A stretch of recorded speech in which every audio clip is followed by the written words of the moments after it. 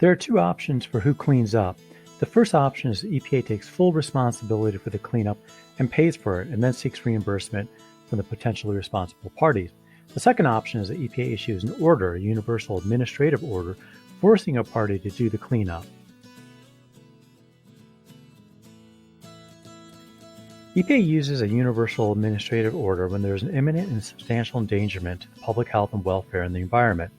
If the party refuses, it risks tripling its punitive damage penalty. The Superfund, which is technically known as the Hazardous Substance Response Trust Fund, is the fund that pays the federal share of removal, response, and remediation activities. Originally, the fund was paid through a sales tax on chemical corporations and general U.S. government appropriations. This raised $1.5 billion per year. But in 1995, Congress abolished the chemical corporation tax, which only leaves the congressional appropriation. The fund had built a healthy reserve, but by 2003, the reserves were depleted. The law does allow the government to seek reimbursement from potentially responsible parties for response costs incurred and paid from the Superfund. The liability allocation scheme is perhaps the most complicated and litigated part of the law. There are four potentially responsible parties. The first category are the generators of the hazardous material. The second category are current and past owners or operators of the facility. The third category is for those who arrange for disposal. And the final category are the transporters of the hazardous substance, but only if the transporter selected the disposal site. If the transporter was simply contracted to take the substance to a site selected by someone else, such as the arranger, then the transporter will not be held liable. Each of the potentially responsible parties may be held liable jointly or severally, meaning the government can go after one or all for the entire amount of the cleanup bill. This concept is important for you to understand. It's known as joint and several liability. Each party is independently liable for the full extent of the costs incurred. Congress established this provision because it knew that if EPA had to find all the parties, come up with some type of equitable distribution, and take all of them to court, it would take too long to get reimbursed. As mentioned earlier, CERCLA is a strict liability law. If the plaintiff can prove the following four factors, the person will prevail. First, the site must be a facility. As I mentioned, this term is broadly defined. Second, the defendant must be one of the four categories of potentially responsible parties. Third, there must be an actual release or threatened release. Again, this is broadly defined. Finally, there needs to be a showing of harm or damages, which is a basic legal requirement.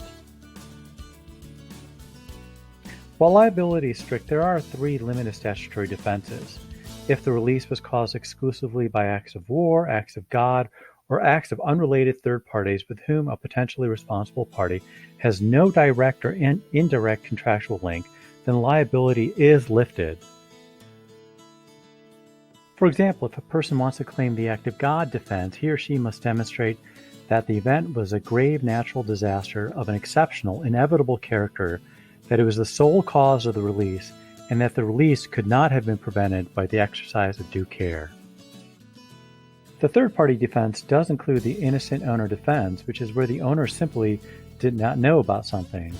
To prevail on this defense, the person must demonstrate that he or she took all appropriate inquiry consistent with customary or industry practice to not have known. But when it comes to the potentially responsible parties trying to seek reimbursement from each other, the law acts differently. The law does provide for an equitable contribution among jointly liable private parties. Now, in discussing liability among PRPs, the government can also use these factors to assign liability if it wants. The first technique is divisibility of harm. This attempts to assign liability based on a person's unique contribution to the harm. This is difficult to implement because it requires access to factual and technical information. Another approach is to apply equitable factors.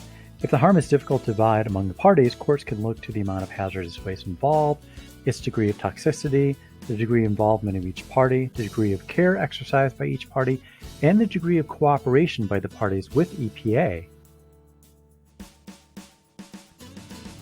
Another model is the Uniform Contributions Among Tortfeasors Act, which has been adopted in 19 states.